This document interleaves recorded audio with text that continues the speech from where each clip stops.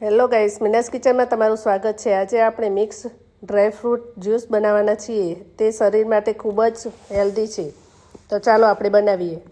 Mix dry fruit juice બનાવવા માટે સૌથી પહેલાં તો ડ્રાયફ્રૂટ લઈ લીધા છે। બદામ, કાજુ, અખરોટ, કાળી દ્રાક્ષ અને અંજીર લઈ લીધા છે। આ બધા ડ્રાયફ્રૂટને બાઉલમાં લઈ લેવા। કાજુ, દ્રાક્ષ, બદામ, અખરોટ અને અંજીર લીધા છે, તેમાં પાણી એડ કરી લેવું અને 1-2 કલાક સુધી બોળાવા મૂકી દેવા, જેથી જ્યુસ બનાવતી વખતે ડ્રાયફ્રૂટ જલ્દીથી પીસાઈ જશે। 2 કલાક પછી જ્યુસ બનાવવા માટે ડ્રાયફ્રૂટમાં જે પાણી એડ કરેલું તે કાઢી લીધું છે।